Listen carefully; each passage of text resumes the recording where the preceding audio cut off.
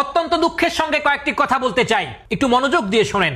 এই যে গত 2 দিন আগে ছাত্র শিবিরের এক ছেলে অপহরণের নাম দিয়ে আত্মগোপনে ছিল, পরবর্তীতে জানা গেল সে একজন ধর্ষক।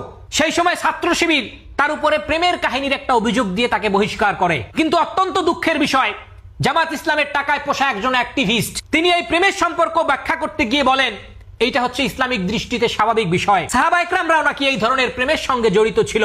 সাহাবা ইকরামরা নাকি অন্যের বউদেরকে দেখলে আকৃষ্ট হইতো এবং পরবর্তীতে বলতো যে তোমাদের বউ আমাদেরকে দিয়ে দাও। নবী রাসূলরাও নাকি এই ধরনের কথাগুলো বলতো।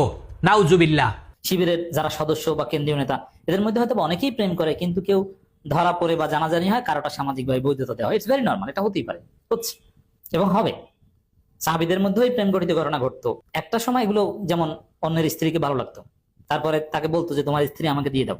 এটা নবীদের মধ্যেও ঘটেছে, যদিও ওটা অন্যায় না। ধর্মপ্রাণ কোন মুসলমান যদি এই কথা শোনে, তাহলে কি তার মানসিক প্রক্রিয়া কোনোভাবে ঠিক রাখা সম্ভব? কত বড় জানোয়ার হইলে পারে নবী রাসূল এবং সাহাবাদেরকে নিয়ে এই ধরনের বাজে কথা তারা বলতে পারে? আমি চেয়েছিলাম এই জানোয়ারকে আমি বাসা থেকে ধরে এনে তাকে জুতা দিয়ে পিটাবো, কিন্তু খোঁজ নিয়ে দেখতে পারলাম এই জানোয়ার বাংলাদেশে থাকে না, এই জানোয়ার দেশের বাইরে থাকে। আমরা কিন্তু এই জামাতে আকীদা সম্পর্কে ভালো করেই জানি, এটা হচ্ছে মওদুদিবাদী আকীদা, যেখানে এরা বিভিন্ন সময় ইসলামকে ছোট করে, নবী রাসূলকে ছোট করে, হাদিসকে ছোট করে, সাহাবাদেরকে ছোট করে, কোরআনকে ছোট করে। এই মওদুদিবাদীরা বিভিন্ন সময় বিভিন্ন আকাম কুকাম কইরা যখন সারতে না পারে, সেই অপকর্মের সঙ্গে সংযুক্ত রেখে ইসলামের ইতিহাসে একটা ঘটনা তারা নিজের ইচ্ছায় বানায়।